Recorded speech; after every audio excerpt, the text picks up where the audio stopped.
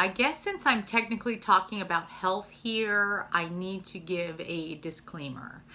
And that means, I guess, that I have to say that even though I will be talking about intermittent fasting, which I believe has had health benefits for me, I don't know whether it is appropriate or inappropriate for you and your particular health condition or body type or whatever. So I'm just going to talk here about my anecdotal experience of a year of intermittent fasting. I originally started doing intermittent fasting because probably in late 2016 or early 2017, I noticed that my knees were hurting almost all the time. Like I would get out of bed and they would ache. And that had never been my experience before, and I assumed that it was just aging, but it actually was bothering me quite a bit. I didn't want to go to the doctor and go on medication for arthritis, so I just kind of ignored it for a while. And then in February of 2017, I got the flu, and I was in bed for maybe 3 days and I hardly ate. And I noticed when I got up at the end of those 3 days that my knees did not hurt at all. So that was my first inkling that maybe what I was eating, or not eating in general, because of course we all need to eat, but that maybe my knee pain was linked to food in some way.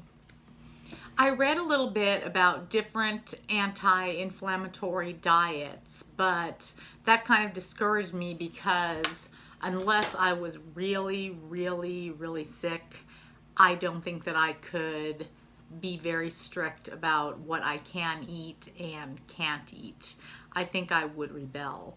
So I really didn't try any of those anti-inflammatory diet type things. But in that reading, I came across some information about intermittent fasting, and it said that it was good for taking care of inflammation. So I decided that I was going to try that. Of course, that was, gosh, it was almost 6 months after I realized that my knees didn't hurt after I didn't eat for 3 days. So I dealt with that knee pain for, well, from February till July 2nd of 2017 when I started. I got kind of a false start when I first began fasting. I would get up in the morning and have my cafe latte as usual, maybe about 9 o'clock, and then I would eat between 2 and 7 p.m. But I noticed that I felt horrible between the time that I finished my cafe latte and started eating. I had lots of symptoms of blood sugar fluctuations like headaches, sweating. I just felt terrible, and I did not know how I was going to stick with this fasting business. And then I came across a Facebook group called Delay Don't Deny, which was started by a woman named Jen Stevens, who also wrote a book by that same name. And she lost 80 pounds with intermittent fasting and has kept it off, I think, for 4 years now. But anyway, she really hammers home the importance of having a clean fast. And a clean fast means that during the time you're fasting, which for a lot of people, when they first start, is 16 hours, and often it goes to 18, 19, or even 20 hours. There's even some people in that group who only eat for 1 hour a day. But anyway, during that fasting time, the clean fasting, you only should be ingesting water, black coffee, or black tea. And nothing that has any calories or even an artificial sweetener like a Diet Coke, or even a lot of teas that have a natural flavor in them that can cause your body to start, to start releasing insulin.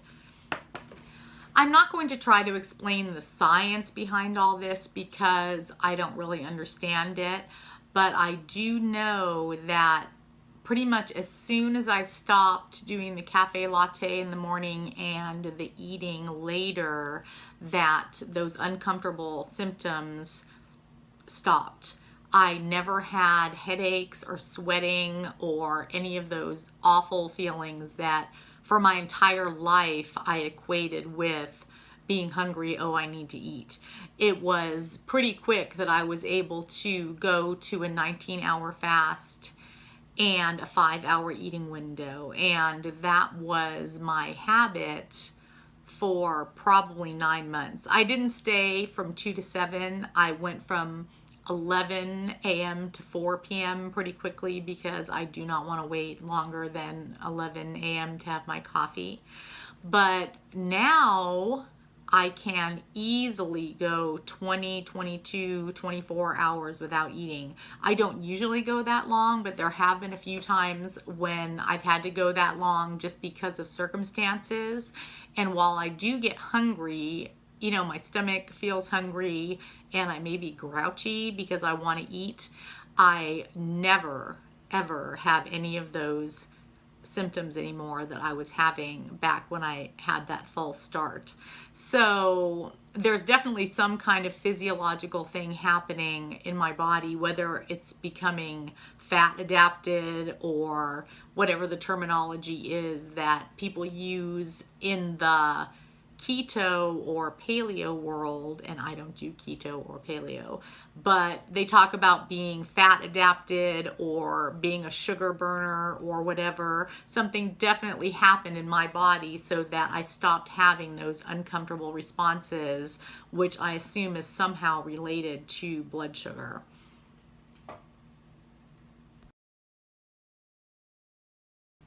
So one of the reasons that I was really drawn to the whole delay, don't deny mindset is because, as I mentioned earlier, there is no way that I can live an eating life that is very restricted because I will automatically rebel.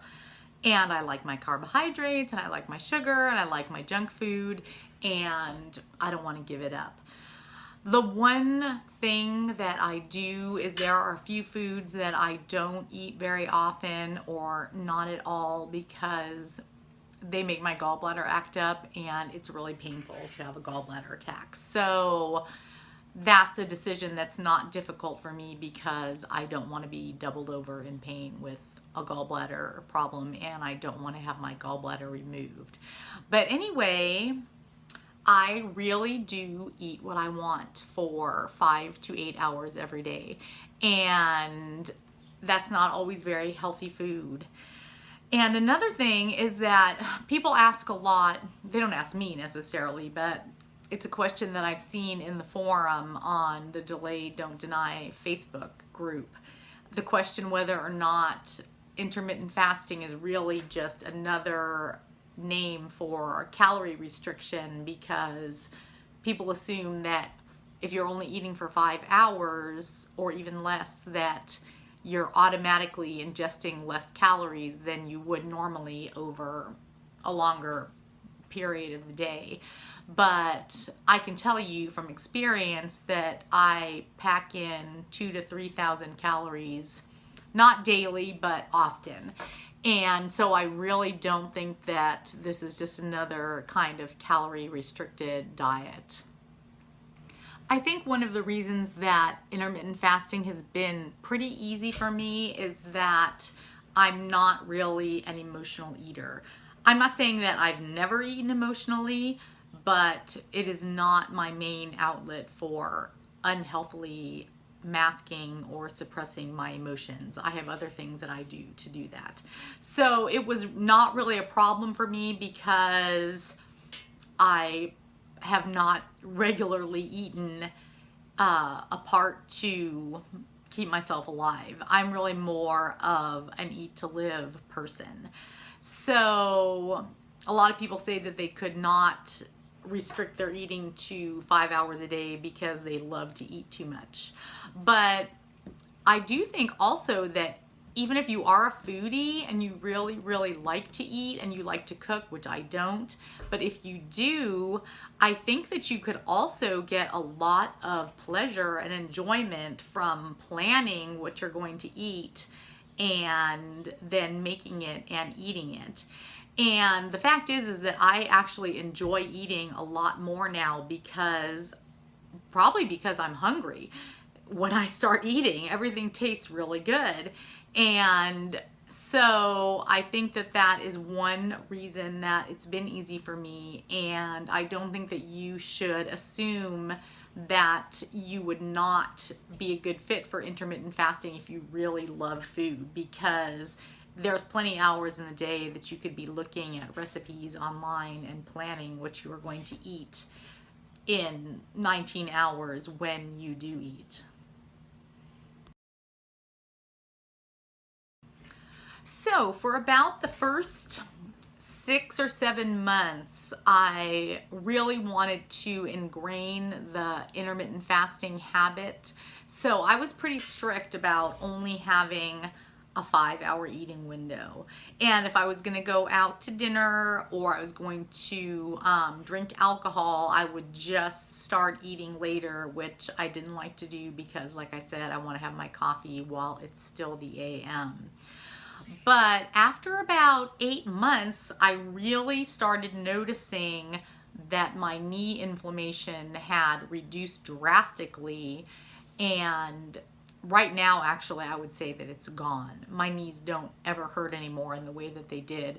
If I do a hard workout, which unfortunately I don't do very often anymore, my knees can still hurt, but that's just because I'm not used to doing a hard workout.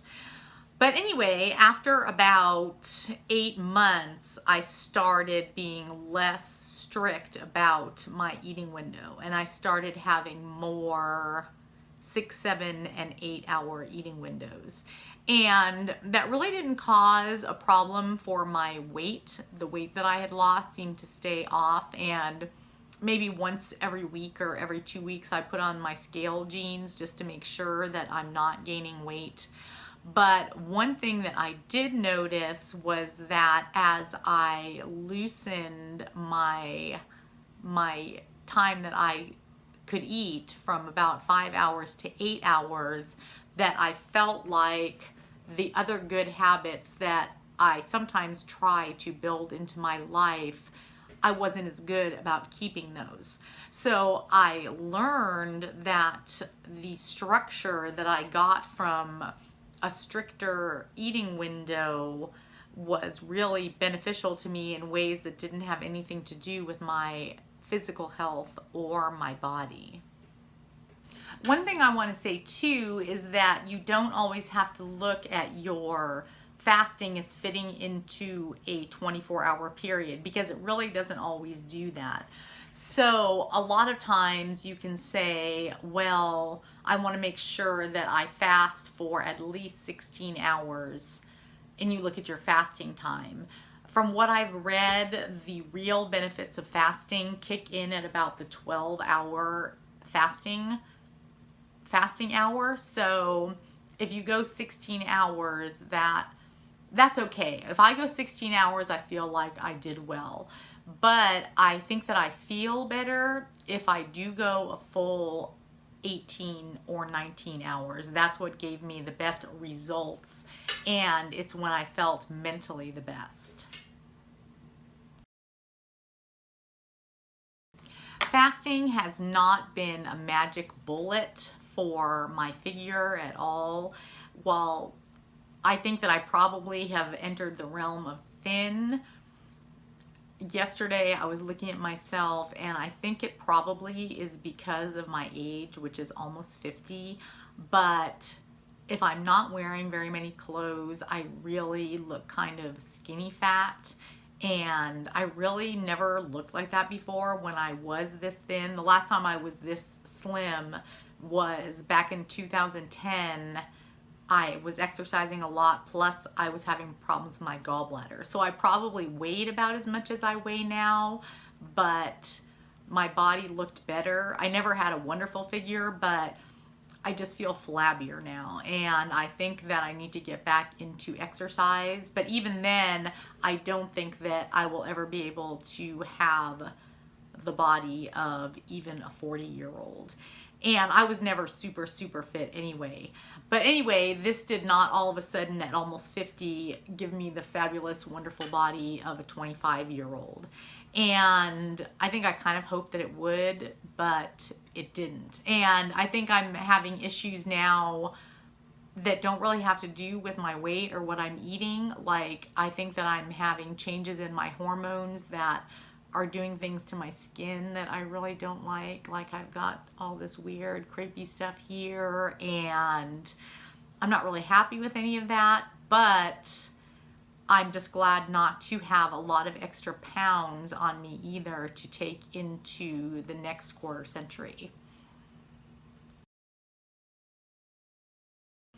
I really can't think of many cons that go with fasting. I'm sure that for people who eat out a lot with friends, that could be a problem.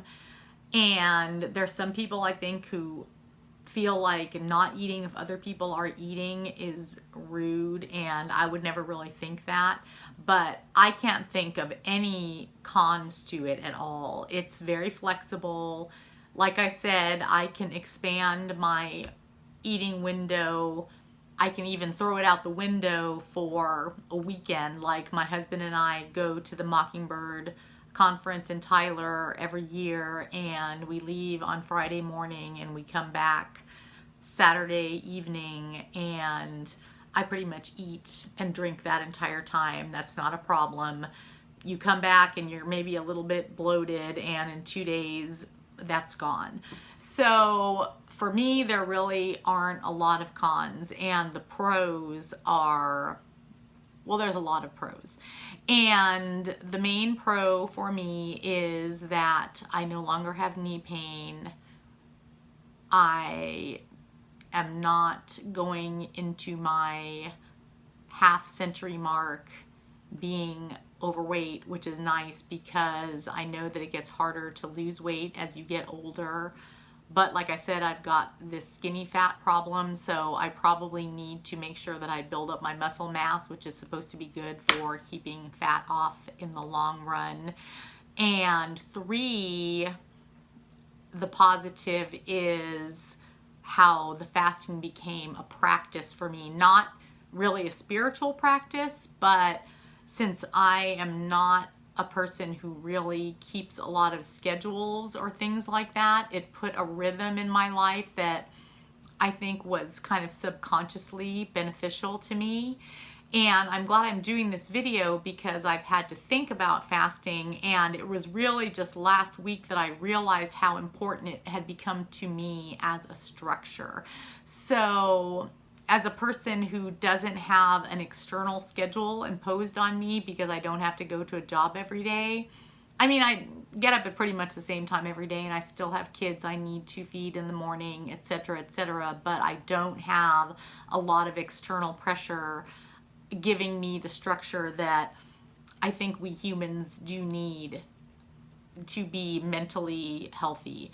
So I want to get back into fasting on a more, not strict level, but I guess it would be strict. Not necessarily fewer hours, but I do not want to be so lackadaisical about it, especially because, as I mentioned in my last video, if I am letting my eating window go from like 11 to 7, it's really too easy for me to drink alcohol more often. And I don't feel good if I drink too much alcohol.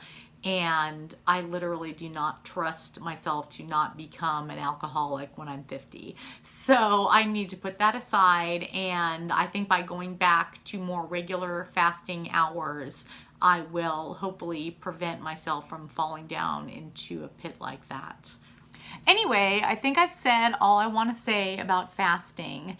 If you have any questions that are just personal to my experience, you can email me at samantha@roughedgeslife.com, or you can buy Jen Stevens' book called Delay, Don't Deny, and she also has a book called Feast Without Fear. I haven't read that one, but the Facebook group called Delay, Don't Deny, and another one called One Meal a Day Lifestyle are run by Jen Stevens, and she is very active in those groups.